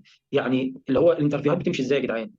هيسالك طب تكنيكال، ما غوطش قوي في التكنيكال لان انا فردت عليه، واخد بالك؟ يعني انا اديت له السب سيستم اللي هو شغال فيه بتفاصيله بحكايته بشكل مباشر وغير مباشر، وقلت له شغلي وبتاع. فانا عايز اقول لك ان انا ممكن قلقت ان هو لو سالني لا، يعني هو ممكن لو سالني انا ما اعرفش، بس انا قفلت النقطه دي عليه. فبدا يقول لي طب انت لو جالك موقف صعب او لو انت شفت مشكله هتتعامل معاها ازاي يعني، واخد بالك؟ فالحاجات دي مم. بتحتاج كده ايه، ممارسه شويه وتبقى عارف اللي ده. ممكن ربنا يكرمك بواحد يعني شغال الدنيا حلوه وهو عايز بس منك جود كوميونيكيشن وانت متواصل معاه وبتعرف توصل فكرتك. لذلك خلي بالك حتى في الانترفيوز بتاعتي كان في انترفيور اللي هو مش مبين صوته، انا ما بحبش كده. ليه؟ لان انا عمرو بحب الناس تشوفني وانا بتكلم، لان انا بتزيد ثقتي في نفسي لما اتشاف. لو انا مش متشاف تقل ثقتي في نفسي. اللي هو في انترفيور واثنين كانوا قافلين صورتهم، اللي هو بعد فتره لا طب ما انا يعني هو مبين صوره الراجل عليا مثلا، فاهم ازاي؟ فاللي هو لا تعالى عشان اعرف اشرح لك انا بتكلم في ايه بس. انا مبسوط جدا بالكلام اللي بسمعه، واحب احييك على حاجتين: اولا على ذكائك، ثانيا على امانتك في نشر المعلومه والاسترسال فيها. بجد انا يعني مبسوط، ربنا يحفظك يا رب ويبارك فيك وفي اسرتك. من الحاجات اللي انا كنت عايز يعني حضرتك برضو تسترسل فيها شويه: ايه اللي حصل معاك في الانترفيوز، وايه اللي ناقص او ايه اللي ينقص في المهندس المصري من ناحيه حاجتين. من ناحيه البروجرامز اللي المفروض هو يكون بيعرف يشتغل عليها. يعني مثلا تقول لنا ثلاث اربع برامج المفروض احنا نكون بنعرف نشتغل عليها، هم بيشتغلوا عليها في اوروبا او في استراليا او في البلاد الغربيه. ده نمره واحد. نمره اتنين: في السوفت سكيلز وما الى اخره. انت كنت ذكرت في النص كده، في نص كلامك، ان في اكسبوجر كبير جدا في المكان اللي انت فيه دلوقتي ما شاء الله، وبالتالي انت بتشتغل على الكوميونيكيشن سكيلز بتاعتك. فالمفروض احنا كمهندسين مصريين بنلوك اب او بنحاول ان احنا نطلع بره ونطور من نفسنا ونشتغل مع جنسيات مختلفه. المفروض يكون عندنا بنيه تحتيه واساس لايه بالظبط من البرامج ومن الشخصيات. بلس لو تسمح لا تقول يا لنا ايه سيدي، اللي هو حصل هو طبعا في الانترفيو. الانترفيو مش هيبقى الستاندرد بتاعي في الكلام، لان انا الانترفيو بتاعي كان ماشي بشكل كويس. وكنت هو في انترفيو بتبقى انت موافق فيه وفي انترفيو ومريت بالاثنين كنت مش موافق فيه، تلاقي نفسك بتتكلم وبتشرح وبتروح وبتيجي. هو الانترفيور ركز على ايه؟ اول حاجه ركز ان انا بفهمه بيفهمني، لان هو مدرك ان اللسان بتاعهم تقيل شويه، تقيل في الانجليزي شويه وصعب نفهمه. فانا عايز اقول لك ان انا كان في جمل بيقولها ما كنتش بفهم منها الا كلمتين بس، بس الكلمتين بالنسبه لي كي ووردز، فاهم اللي هو ايه؟ بيتكلم كتير كده كده ويروح جاي قايل لي والله ايه كواليتي. اه يا ابن الذين بتتكلم على الكواليتي. اه والله انا كان عندي في المشروع هنا كواليتي لوكينج باكج ان انا بجمع فيها، واوريدي انا كنت بعمل ريفيو يعني كواليتي على المشاكل وازاي نحسنها والمده والزمن. فانا الجزئيه ديت مهمه جدا، جزئيه التواصل معاه. مش كل شويه باردون وكان يوري بيتا جين مهم، بس ما تفتحهاش قوي. انت فاهمني بالعافيه. طب ما تيجي هنعمل مع بعض ايه؟ فدي جزئيه مهمه جدا. الجزئيه الثانيه ان انت تبقى فاهم آه، السيستم ماشي ازاي. يعني على سبيل المثال انا قلت لك حكيت لك قصه السي بي تي سي انا مثلا المشروع بتاعي لوجو كويس، وانا اصلا قريت المشروع شغال في ايه. الناس بتكسر حجاره. بص ببساطه الناس بتكسر حجاره، والحجاره دي بتبقى رماد، والرماد ده بيروح للصين بيتصنع، لانه الرماد اللي بيتكسر منه الحجاره دي مليئه بالمعادن، فبيتصنع منه حديد في الصين ويرجع تاني. وده مشروع قومي كبير قوي للاستراتيجي. طب المعلومات دي مهمه يا باشا. مهمه ليه؟ لان انا لما اجي اتكلم عن النظام وعلى التحسينات اللي هو عايز يشتغل على النظام لازم اكون فاهم. طب دلوقتي انت والله انت كان عندك درايفر بس شغال، دلوقتي انت هتضيف اي تي بي واي تي او واوتوماتيك ترين بروتكشن دي، ان انت هتخلي في سيف ديستانس ما بين كل ترام والتاني، وهتبقى بشكل اوتوماتيك، وعندك سيلينج سبيد. ولو انت اكتر من السيلينج سبيد ديت الامرجنسي بريك هيضرب، وبعد السيرفيس بريك هيضرب، والكوميونيكيشن لازم تكون موجوده. فانت فاهمك للسيستم بشكل عايز اقول دي من الحاجات المهمه بصراحه ان انت محتاج تفهمها. يبقى كوميونيكيشن، فهمك للسيستم، طريقه توصيلك للمعلومه مهمه جدا. الرول اللي هو طالبه منك يا باشا، الرول اللي هو طالبه منك. يعني انا مثلا هو طالب مني ايه؟ انا بعمل ايه في الليله ديت؟ انا دلوقتي راجل بيركب حاجه اسمها اي او اس في اللوكو، عباره عن اي تي بي اي تي او اون بورد سيستم، عشان يحول زي ما بيقول من الفيكس بلوك للموفابل بلوك. فانا دلوقتي في سوفت وير بيجي لي، انا ببساطه خالص باخد السوفت وير ده، اروح جاي اعمل له انستوليشن على الاي او اس اللي هو متركب، لان في تيم للانستليشن. فانا عشان انا راجل فاهم البروجكت ماشي ازاي وعارف ان في تيم للانستليشن، حتى بكلمه في الحاجات دي. انا بقول له انا بقول له ايه؟ انا هشتغل الشغلانه دي بس انا بسقطها عندي. انا بقول له والله في ترام اللوسيل انا كنت بعمل ابجريد للسيستم عندي في الرولينج ستوك، وبعمل في غرفه التحكم والانترلوكينج والزد سي والال سي، كنت بعمل لهم ابجريد عن طريق السوفت وير الجديد. يا باشا هو انت هتعمل الكلام ده عنده، بس انا بقول له انا بعمله عندي ليه؟ عشان اقول له ان انا هاجي اعمل. وبعد ما اعمل ابجريد للسيستم بعمل عليه تيستات، بعمل ستاتيك تيست ودايناميك تيست. في تيستات مالهاش علاقه بالسوفت وير، فانا اوريدي عملتها فمش هكررها تاني. وفي تستات خاصه بتغير السوفت وير من التايمنج للسيف ديستانس للكلام ده كله، فبكررها تاني. فانا واخد بالك انا بديله المعلومه او الحاجه اللي هو عايزها، بس عن طريق ان انا بظبطها على الجزئيه اللي عندي. بالنسبه للبرامج يعني لا في كثيرا، يعني ما فيش برنامج معين بشتغل عليه يعني. انا اصلا انا راجل اون بورد تيست انجينير، في تيست انجينير تاني، وفي انستليشن، وفي راجل سوفت وير انجينير. انا عشان كده انا بزعم ان الريلوي يستوعب كل اطياف المهندسين، يعني بالعموم كده. يعني ممكن تلاقي مهندس الكيمياء ماشي، لكن انا عايز اقول لك من الواحد لما بيشوف في التخصص ويلاقي السايبر سيكيورتي والسوفت وير انجينير مش عارف كونفجريشن انجينير ايه الليله دي كلها، بيستوعب عدد كبير جدا من المهندسين. فقصه السوفت وير وتعلمه والتركيز فيه مش بتاعتي، فمش قادر افتك فيه. انا بيبقى عندي سوفت وير مش عارف اسمه بري اوبريشنال سيستم للاي او اس، بسطبه، بس مجرد بسطبه، لا بعمل له برمجه ولا كونفجريشن ولا بغير فيه بارامترز ولا بعمل فيه لان انا ما عنديش فكره. فلا، من الحاجات برضو اللي انت لازم تحط لها حدود، اللي هو ايه، هي اللعب الشغلانه دي بتاعتي ولا لا، واخد بالك. انا راجل اون بورد تيست انجينير، ماليش دعوه بالسوفت انجينير، فما مش انا ممكن اقنعه ان انا سوفت وير انجينير بس مش هعملها، يعني واخد يعني انا ممكن اقول له بس انا لو رحت مش هعرف اعمل حاجه، فما يصحش، ما ينفعش. فانت في برضه ليميت ليه، انت قريب ولا بعيد من الشغلانه. انت في الكار انا بنتقل من ترام للوجو، نقله بعيده بس في نفس الايه، على نفس الترابيزه، رولينج ستوك سيجنالينج، مش هروح بعيد قوي الكونفجريشن والسوفت وير والبرمجه والاي تي والسايبر سكيورتي والليله دي كلها، عشان مش بتاعتي، مش هعرف ادي فيه. بس مش عارف انا يعني عديت حاجه ولا ايه النظام. زي الفل. انا عندي سؤال كنت عايز اساله الصراحه بتاع يعني لو انا مهندس رولينج ستوك لسه جونيور ولسه داخل في المجال، بس الصراحه بعد ما اتكلمنا حسيت ان كلمه رولينج ستوك بقت حاجه كبيره قوي، فيها ابعاد كتيره جدا، فحاسس ان السؤال هيبقى عام، بس يعني برضه حابب ان انت تقول لي لو انا النهارده لسه جونيور رولينج ستوك، ما اعرفش كتير في المجال، ازاي اطور من نفسي في المجال ده، وازاي يبقى عندي القدره ان انا لما اكبر شويه ويبقى في عندي تفريعات جوه المجال، امبورد تيستنج بقى، ولا حاجه ميكانيكال سيرف، ولا حاجه بيور باور، بس تحت كل دول تحت مظله رولينج ستوك، اكون جاهز واكون قادر ان انا اقدر ابيع نفسي في الانترفيو صح، وفي نفس الوقت لما ادخل الشغلانه دي يبقى عندي زي ما نقول البيزكس السليمه اللي انا اقدر ابني عليها صح. طيب معلش خلينا حاسه اول طويل وكبير. يعني هقول لك على حاجه، خلينا بس نتكلم بشكل عام.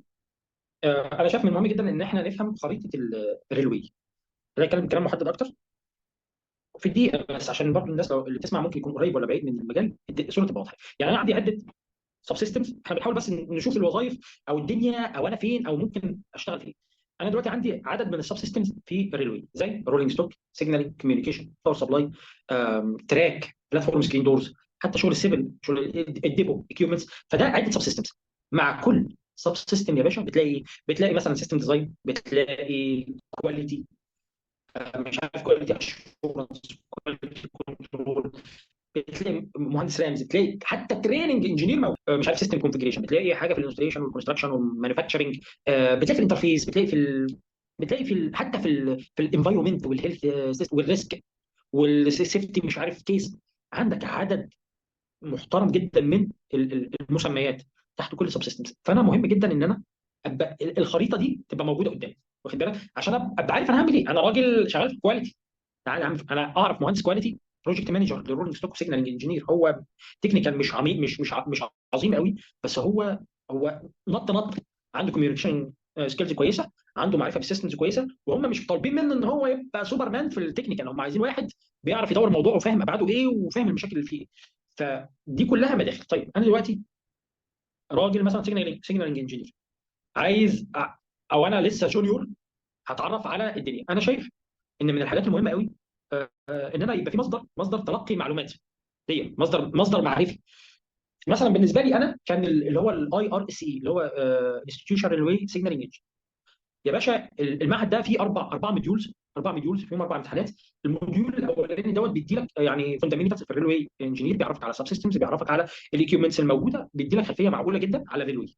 عندك الموديول الثاني ده بيتكلم على السيفتي بشكل عميق جدا. الموديول الثاني بيتكلم على الايكيوبمنتس، الاكزل كاونتر والترين سيركت والكونسبتس اللي وراها. والموديول الرابع ده بيشوف الابلاي، انت ازاي بتطبق او بتشوف الابلكيشن بتاع الايه، بتاع الديفايسز ديت على في الحقيقه.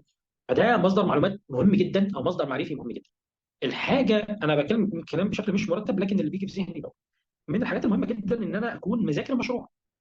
يعني الدوكيومنتس بتاعت المشروع نفسها، احنا ساعات بنروح بره ناخد كورس او ناخد نروح الاي ال سي، وانا اصلا السب سيستم اللي انا شغال فيه مش عارفه كويس، واخد بالك؟ يعني انا السب سيستم انا شغال في الانستليشن مثلا او شغال في التستنج كوميشن، ما بصيتش على الديزاين، ما بصيتش على الريكويرمنتس دي خالص، ما بصيتش على الاسبلت خالص، ما بصيتش. امال انت طب انت ليه رايح بره؟ ما يبقى الحاجه مش بيقول لك ابني على حاجه واروح ادور عليه بعيد، طب ما حاجه قدامك ركز فيها وطور من نفسك فيها وخلي عندك معرفه كويسه ملم فيها، على الاقل لما تتكلم مع الناس يعني هتظبط معاك. عايز اقول لك على حاجه، انا لما جيت المشروع آه، انا عايز اتعرف، يعني عايز اتعرف مع الناس.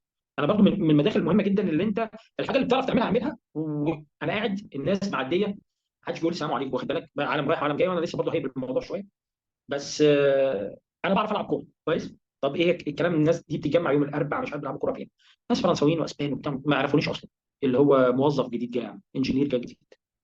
رحت لعبت معاهم وانا واقف على رجلي كويس، تك تك تك تك. عايز اقول لك اللي كان بيعدي ده ما بيقولش السلام عليكم باشا ازيك باشمهندس الدنيا. فانا عايز اقول لك ان من انا بحكي الحوار ده ليه؟ عشان انا لما تبقى علاقتي مع مثلا البريكيورمنت ولا بتاع الدوكيمنت كنترولر كويس، لما اجي اطلب منه مثلا اقول له باشا عندك والله في دوكيومنتات بتبقى متاحه للجميع وفي دوكيومنتات لا، والله عندك الانيشال ديزاين بتاعتك، عندك الريكويرمنتس بتاعت الكلاينت بتاع البلاتفورم سكرين دورز، باشا اتفضل. انا عايز اقول ان الدنيا كلها مش معرفه شغل، العلاقات الاجتماعيه بتظبط حاجات كتير. انا عايز اقول لك على حاجه، انا كان عندي زميل متميز جدا اجتماعيا، كان افضل حاجه متميز فيها الاكل، واخد بالك؟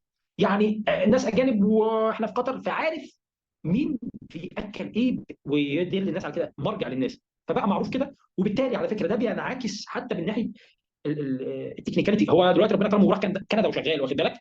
شغال في اليستون برضه، واخد بالك؟ فانا عايز اقول لك ان الحاجات ديت بتسند معاك جدا، خصوصا لو انت شغال مع في شركتين شغالين في المشروع، عايز تقوي علاقتك بيهم. انت تكنيكاليتي انت لسه مبتدئ يا باشا، انت جونيور، انت رولينج ستوك لسه حكايه. بس انا طب انا ممكن اقعد سنه سنتين لغايه ما الناس تعرفني. انا الناس تعرفني ليه؟ عشان الناس ده انا ممكن بكره احتاجه يعمل لي ريفيرال، او يقول لي والله بص في مشروع انا رايحه ما يلا بينا. او انا اما دخلت المشروع ده من مزايا ارسطو بصراحه في المكان اللي أنا كنت شغال فيه، ان انا شفت ناس داخله انسبكتورز وانجينيرز عاديه خالص جونيور، طلعت بعد 5 سنين سب سيستم مانجر، واخد بالك؟ في سرعه الناس بتتنطط ليه؟ الشركه خلاص سنه 2 3 السب سيستم دوت مانجر عايزينه في دوله ثانيه فاللي تحتيه يطلع، عايزينه في مشروع ثاني فاللي تحتيه. دي كلها بالنسبه له اسيتس بيستخدمها وبيشتغل عليها، فاللي هو وين وين سيتويشن. فانا عايز اقول لك ان الحاجات ديت لما تبقى موجود ومركز وبتحاول تقوي علاقتك بالناس ومن ناحيه التكنيكاليتي، انت مش مهمل ومركز وريبورتاتك كويسه والدوكيومنتس كويسه وعندك، بتلاقي الدنيا كويسه. هقول لك على حاجه بسيطه، انا لما كنت شغال في البلاتفورم سكرين دورز، يعني كانوا بيثبتوا حاجه بسيطه قوي، بيثبتوا الجليزنج الازاز في الستيل ستراكشر، كانوا بيثبتوه بمسامير مثلا 8 مللي. انا لما دخلت على الميثود ستيتمنتس لقيت ان هو لازم 10 مللي، والا ولو اقل من 10 مللي لازم كالكوليشن نوتس تتقدم. المعلومه مختفيه بس ديت ريكويرمنتس اساسيه، واللي حاططها مش حاططها هباء يعني، واخد بالك؟ فالناس مستسهله وشغاله باشا الموضوع ده. حتى السب سيستم مانجر اللي هو انا شغال في سنه فارس، قال انت جبت المعلومه دي منين؟ ولما بتقول له معلومه بتبقى دوكيومنتد، باشا البروسيجر بتاعتك اللي انت مديها لي بشتغل عليها بتقول كده. انا ما يقدرش كده، جاب لي بعديها باسبوعين 3 كالكوليشن نوت. بس انا متخيل ان انا علاقتي بيه اختلفت للاحسن، اللي هو ايه ده في راجل بيحكي. انا لسه باشا لسه مستجد في البلاتفورم سكين دورز وانت بقالك 20 سنه، وانا مش هوصل لخبرته واقل منه بكتير، بس انا مركز حلو ده يجي منه، واخد بالك؟ فالحاجات ديت بتفرق معاك لو انت داخل في المجال جديد ان انت تهتم بيها. عندي سؤالين اخر حابب اسالهم لك. أه... واحد عن الخليج، اه تجربتك في الخليج، تنصح لو حد حابب يروح يفتح او يشتغل هناك؟ عارف انت كانت تجربتك في قطر، بس يعني حابب اعرف برضو من تجربتك، ايه الحاجات اللي اخد بالي منها عشان اسافر، وازاي اكون متميز هناك، خاصه وسط منافسه الهنود والباكستان وجنسيات شرق آه. وجنوب شرق اسيا. هو طبعا يعني بس لازم الوضع ما عليك. بص اقول لك على حاجه، انا لما جيت قطر كان في اثنين شخص، انا بقول لك بس نوعيه الاستقبال بتبقى عامله ازاي. في شخصيتين استقبلوا لي، مهندس شغله كويس قوي والدنيا كويسه قوي تمام، قال لي يا عمرو انت جيت يعني في وقت صعب جدا، واخد بالك؟ انا بس بقول لك الكلمات بتاثر ازاي. انا عارف ان الوقت صعب والدنيا مش احسن حاجه، بس انا ما كنتش عايز اسمع الكلمه دي. في واحد تاني كانت حكايته على الله خالص، قال لي بص الدنيا صعبه بس البلد دي بلد خير، وانت مع الوقت ربنا يكرمك، واخد بالك؟ انا بقول لك شخصيات انا لا انسى ديت، زي ما بيقولوا لا انسى هذه ولا انسى تلك، واخد بالك؟ الكلمات بتفرق جدا. فانت وادراكك للواقع مهم جدا. مش عايزك تبقى عايش في عالم من الاحلام الجميله وفي الاخر تصطدم بالواقع المرير. هو في طبعا تحديات في الخليج. اه المنافسه شديده. المنافسه شديده، الرواتب اللي ابتدت تنزل كتير. عدد الهنود اللي رخص سوقنا، مش المهندسين بس، حتى المهندسين والدكاتره رخصنا جامد قوي. يعني رخصنا بمعنى ان انت مثلا بدل المهندس ما كان بياخد مثلا 10 قروش، بقى قيمته السوقيه 7، واخد بالك، او 6.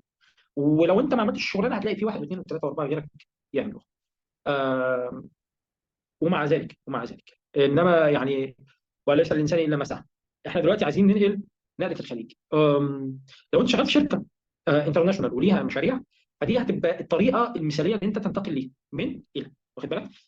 بتنتقل من فرع الشركه ديت. انا عارف انها مش سهله، بس انا بحاول افكر معاك في حلول، اللي هو نقله. فدي هتبقى ممكن احسن حلول. الحلول القاسيه الثانيه زي ما انا عملت في حالتي، مثلا انا جيت مثلا اشتريت تاشيره، واخد بالك. اشتريت تاشيره ودفعت فيها مبلغ محترم. انا فاكر ساعتها كان حوالي 18000 ريال. ده كان كل ما املك. الكلام ده في 2017، واخد بالك. تمام. وقلت خلاص، انا بالنسبه لي انا كنت بفتكر دايما فيلم باتمان لما كان عايز يطلع من الحفره، وكان كل ما يلاقي وسيله نجاه ما يعرفش يطلع من الحفره، فلما انقطعت بيه السبل طلع من الحفره. فانا بالنسبه لي ما كانش في ظهري حاجه، يعني البحر كان في ظهري. فانا خلاص دي فلوسي كلها، يا باشا خد فلوسي، انا عايز اقعد في البلد دي وعايز اعيش. عديت بمراحل صعيبه وكذا، وسنه كانت صعيبه، بس انا عايز اقول لك من بعيد ان الدنيا خلاص بعد سنه الحمد لله ربنا كرم واشتغلت، والدنيا كانت تغير كبير في مسار حياتي. فدي سكه ثانيه. انا عارف ان الوضع الاقتصادي مش احسن حاجه عشان تدبير مبلغ زي دوت. آه، لكن هو ده الحل. لكن من الحاجات المهمه جدا ان انت لو عايز تتحرك، عايز تنتقل من حته لثانيه، ان انت تشوف الخريطه بتاعت الشركه عامله ازاي. يعني انا عندي مثلا في السعوديه، ايه اللي شغال يا معلم؟ قال لك اليستو شغاله مش عارف في مشروع جده الرياض، ولا انا هدفع فلوس في حاجه في مكان عارف ان في مشروع واثنين، مش عارف نيومان ديت عامله، وفي سكه حديد وفي خط مترو وفي مونوريل هيتعمل. فانا عارف ان انا مش بدفع، انا مش بشتري، انا راجل ريلوي وعايز اشتغل في الريلوي، فمش بدفع فلوس دلوقتي ورايح مثلا عمان. يا عم اصلا عمان ما فيهاش اصلا شغل ريلوي، فرايح ليه دلوقتي؟ ما فيش مشروع هناك، رايح تعمل ايه؟ لكن انا هدفع فلوس وعارف ان ارسطو ليها شغل هنا، عارف ان ارسطو ليها شغل في الامارات. طب ايه الكلام؟ طب تيجي من غير تاشيره ولا تيجي تاشيره؟ طب الدنيا اتقفلت بيها في مصر خالص، ولا اخد سكه الهجره من اولها؟ آه يعني يا اما السكه دي يا اما السكه دي، واخد بالك. خلاص انا هركز في سكه الخليج بحيث ان هي هتبقى سلم ليا عشان مصاريف الهجره وخلافه، ان هي تبقى نقله ليا لاستراليا ولا لكندا ولا اي مكان تاني. آه المهارات، عارف اقول لك ايه، بس آه يعني تبقى حاجات اتكلمنا فيها. تبقى حرك الكوميونيكيشن بتاعتك كويسه. آه تبقى مرن كفايه، اللي هو انا ما اشتغلتش صيانه، بس هي الوظيفه المتاحه صيانه في الريلوي، باشا انا جاي، انا دي بتاعتي. انا اصلا راجل بتاع مينتنس من زمان قوي، فاهم؟ فاللي هو جاي لك، انا عايز اتشعبط في اي حاجه، ومع الوقت الدنيا بتتحسن ان شاء الله. لكن ان انت، دي وجهه نظري بقى، ان انت تختار الوقت المناسب والفرصه المناسبه والظروف المتاحه. انا ما شفتش دي بتيجي لو انت ما تقدمتش ورحت في زي ما بيقولوا في خضم الظروف الصعبه وعافرت وكذا وكذا وكذا. الفرصه المناسبه مش هتتقدم لك على طبق من ده، ممكن بتتقدم بس انا ما شفتهاش. انا ما بتكلمش على حاجه ما شفتهاش ما عشتهاش. فدي نقطه مهمه جدا. بس مش يعني مش ما فيش حاجه في ذهني تاني. عظيم جدا. اخر سؤال بقى، لو رجع بيك مم. الزمن للحظه تخرجك تاني، او الفتره اللي مم. انت كنت في الجامعه، يعني شوف الفتره الزمنيه اللي تحبها، ايه النصيحه اللي هتوجهها لنفسك، او ايه الخطوات اللي ممكن كنت تبداها من اللحظه الزمنيه دي؟ عارف اللي هو ايه؟ لو كنت اعرف الغيب لاستكثرت من الخير. من الحاجات المهمه جدا. يعني انا بقول الكلام ده والواحد حزين، بس زي ما بيقولوا ايه، يعني الحقيقه المره افضل من الوهم الجميل يعني. انا ضيعت سنين من عمري في مصر بصراحه. ضيعت سنين كتيره من عمري في مصر، خصوصا ان انا ما كنتش شغال في شركه كبيره او مش في. يعني انت لو شغال في ريلوي فديت، انا شايف ان انت ممكن تبقى شايف الظروف صعبه جدا، بس انا شايفها من بعيد كده اقول لك ان انت ان شاء الله ظروفك كويسه عشان انت متعلق في الريلوي. حتى لو في سب سيستم لسه مش عاجبك او الدنيا، بس انت، انا كنت شغال في حته تانيه اقل من كده بكتير، في كارير اقل من كده بكتير. فسنين من عمري، انا بتكلم من ناحيه الكارير، يعني سنين من عمري كتير ضاعت في مصر، لان بربع المجهود ده في اي مكان تاني بتبقى في حته تانيه خالص، خد بالك. المعافره وضياع الوقت والفلوس والعمر والتنميه للاسف للاسف. دي جزئيه. الجزئيه الثانيه برضو ان انا لو في الخليج، انا في الخليج الحمد لله يعني الفتره بتاعتي كانت مثمره من ناحيه ان انا التحقت بالريلوي وهكذا. لكن عايز اقول برضو ان انا لو في الخليج وجات لي، وده اللي انا عملته الحمد لله، ان انا جات لي ما بين سفري، ما بين ان انا مسكت التاشيره وان انا سافرت تقريبا كان 6 شهور بالظبط تقريبا يعني. فاللي هو باشا لو انت شغال في الخليج والدنيا معاك كويسه دي نعمه كبيره برضه، بس الموضوع دوت مؤقت. فانا للاسف شايف ان انت في الاخر انا محتاج باسبور جديد، محتاج هويه جديده، ليا، لاولادي، لاسرتي، لتنميتي، لكاريري، لحياه كريمه، لعيشه مناسبه، لاسباب كتير قوي انا بقول لك وانا حاسس بيها ليه. عشان مرمطه مصر ومرمطه السودان والشغل في قطر، الشغل في استراليا، في تباين كبير جدا. كميه المجهود هنا لو انت كنت تسالني على الفرق ما بين استراليا وحاجه، قصه احترام الانسان والورك لايف بالانس والكلام ده ليه قيمته هنا، ليه قيمته هنا وانت، انا في الشركه مثلا بيقول لك احنا والله موفرين لكل موظف مش عارف 6 استشارات نفسيه عشان الاستريس ده. يا عم احنا مش بتاع الكلام ده، بس انا عايز اقول لك بس انت إيه الحاجه اللي وانت ممكن تروح للطبيب تقول له والله انا مديري ضغط عليا في الشغل فانا مش ام نوت فيلينج ويل، فاللي هو ايه ده مين وعمل ايه وازاي. الله يا عم ما تشدش قوي كده، انا كنت بهزر يعني. قصدي ان في فرق كبير قوي، لكن مش عايز انا بقول لك كده ومش عايزك تبص للموضوع من النظره دي. عايزك تبص للموضوع انت في بوزيشن معين تبص ليه بشكل ايجابي عشان تتحرك منه لفوق، واخد بالك؟ ما تبصش على ظروف. انا بس انا بحكي لك تجربتي انا، ولو كان في حاجه اقدر اغيرها كنت اغيرها، لكن كل حاجه بميعادها، كل حاجه بميعادها. احنا هندسه يعني سعداء بيك جدا. بجد انا فخور بالكلام اللي انا سمعته. وزي ما قلت لحضرتك انا مبسوط بذكائك، مبسوط ان انت بتستغل الفرص بشكل كويس. فخور ان انت مصري، وفخور ان انت راجل مسلم ومتعلم. وبشجعك ان انت تتعلم اكتر، وان انت تكون سفير حسن لينا للمصريين يعني بره. ربنا يجازيك خير ويعوضك عن الفترات اللي انت نوعا ما مش راضي عنها في عمرك وفي حياتك. وبس يعني ربنا يكرمك يا رب، وجزاك الله كل خير على المنفعه اللي انت نفعتها لنا. انت قصه نجاح كبيره جدا، وان شاء الله نكون اصدقاء مش ونتواصل مش ربنا هضيف يكرمك على يا كلام مع بعض مصطفى، دايما يعني. بس انا فعلا سعيد جدا بالحلقه. احنا اتكلمنا قبل كده كذا مره انا وانت، بس كل مره بتكلم والله يعني في شعله جوايا كده بتقيد تاني مع كل مره بسمع تجربتك. انا شاكر جدا ان انت يعني قبلت دعوتنا للاستضافه دي، وشاكر جدا للدردشه اللي احنا قعدنا اتكلمنا فيها. يا رب انا ربنا يكرمكم على الكلام الجميل ده مصطفى واحمد، وجزاكم الله خير. انا دي بس نقطه عايز اكد عليها، ان في حاجات كتيره جدا يعني لا الذكاء ولا الاجتهاد بيجيبوها. زي ما بيقولوا في كده، اذا لم يكن عون من الله للفتى فاول ما يجني عليه اجتهاده، واخد بالك؟ يعني عايز اقول لك على حاجه، ان انا في قطر كان عندي مثلا اختبار سواقه. اختبار سواقه ناس كتيره جدا بتتصل فيه، وانا انا عارف مستوايا، انا مش جامد في السواقه عايز ومتوسط اعدي. فيها. واتصلت بامي قلت لها يا ماما انا عندي بكره امتحان سواقه، ماليش حل، انا دافع فيه 3000 ريال ومعيش فلوس لازم ارجع. حبيبي ما تقلقش. والله العظيم 3 نفس الموضوع في استراليا يعني. من اسبوعين برضو ان انت تاخد رخصه سواقه في استراليا ديت، يعني الناس رزله وبتقعد محاولتين ثلاثه عشان تجيبهم وبتاع مش عارف ايه. نزلت وبالدعوه الدنيا مشت. فانا بس عايز اقول ايه، انا لا انفي الاجتهاد طبعا، لكن الاجتهاد يعني بعون من الله يعني عز وجل، ودعوه للوالدين. الدنيا بتفرق كتير جدا يعني. لان انا باجتهادي ومجهودي انا بصراحه يعني ما احطش نفسي في المكان اللي انا كنت فيه، ده اللي انا فيه دلوقتي على يعني على بساطته لناس كتير. لكن في الاخر الواحد بيلتمس العون من ايه، من الله عز وجل ومن الوالدين يعني، الله المستعان. شكرا يا هندسه عمرو، ويعني نتمنى والله كل فتره وفتره نقدر ندخل معاك حتى لو مش حلقه ندردش سوا، يعني نتكلم. هنكون سعداء جدا بحاجه زي كده. شكرا جزيلا يا هندسه.